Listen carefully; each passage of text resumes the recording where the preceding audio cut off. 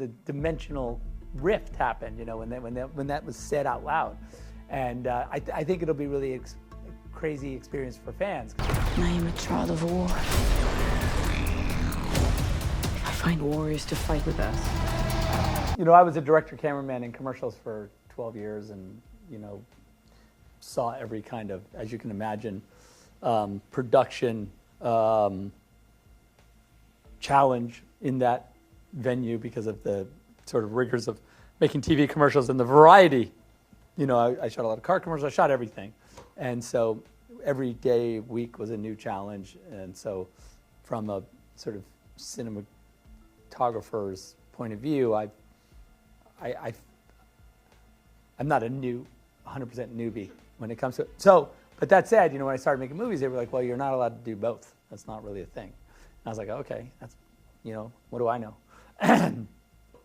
But always, you know, you can't unlearn what you know.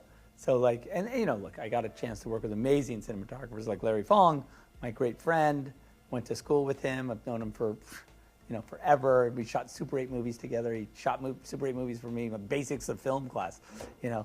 So known him forever, and he's an amazing cinematographer. And so always was learning from guys like that. But then when I came to shoot Army, and you know, frankly, you know, when I finished Justice League, I kind of realized just how far away from the sort of production I had gotten just with the gear and sort of the way the movies were structured. And so I said, you know, maybe when we do Army, I'll just shoot it myself because it's like, I know how to do it and it'd be fun. You know, I could get, you know, excited about something.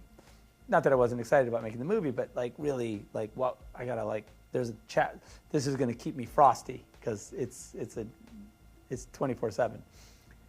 And that was a really great experience. That was like one of the greatest experiences I've had making a movie because it was just all handheld and all, you know, we were going, John and I, John's my A-camera operator, we're just all day, every day, just shooting, you know, and lighting and shooting, and it was like super organic, and I wanted it really low budget and crazy feeling. And then come to this, and I said, you know what, I'm in it now, so I can't stop. And so, yeah, so as a cinematographer on this movie, I really wanted to create like a big motion picture feeling, like a movie.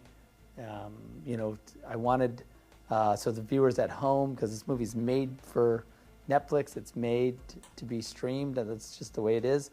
But I wanted the biggest movie experience you can have on your TV, right? So that was kind of the thesis, and it's been an odyssey and one I wouldn't trade for anything because I love shooting the movie. I loved every aspect of it. So building these bespoke lenses that we used and completely from scratch. What do you think they want? Everything. The only movie I would ever go back and work on is Sucker Punch. That's the only movie that I really think that there would be anything to do. Because all of the movies up till now that needed a director's cut got one, you know, and I've been really fortunate and very, I want to say very like aggressive in my director's cuts sort of creation, and that's allowed me not to have to go back in a lot of ways, you know, like. There's like 3 cuts of Watchmen, you know, that you can get, you know, but, you know, there is a definitive one that I think that's the one, you know. And I think the same thing, Batman vs. Superman, obviously, the director's cut is better. You know, Justice League, you know how I feel about that. Obviously, that's better. You know, so it's really, to me, when it's needed, it exists, you know, and I in this case, I almost think that the director's cut of Rebel Moon is an alternative reality version. There's almost like it's not an extended cut of this movie. It's almost like a different movie, you know, it's almost a different universe that movie lives in than this movie.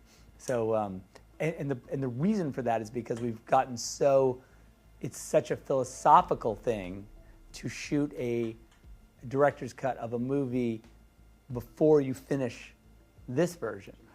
Because 99% of these all my director's cut existed as a response to things that were demanded of me to take out of the theatrical version, right?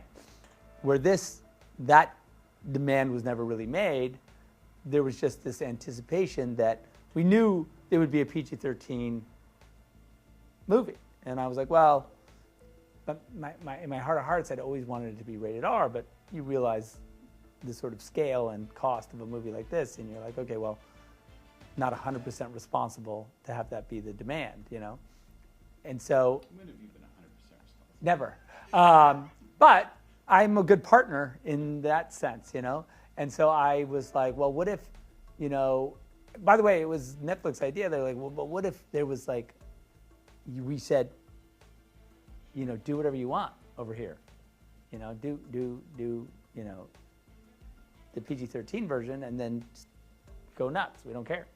And that really is a thing I've never experienced before. It's bizarre. That's why it almost split the dimensional rift happened. You know, when that was said out loud, and I think it'll be really a crazy experience for fans because it's just like it's kind of it's the fully realized like weirdo, you know, heavy metal, bizarro land movie, you know, where, you know, with the PG-13 it can only go so far, and then it has to, you know, there's parameters. This has no parameters, just like, what can you think of, you know? So it's a different experience, but I love them both, and I think it's really fun that they exist.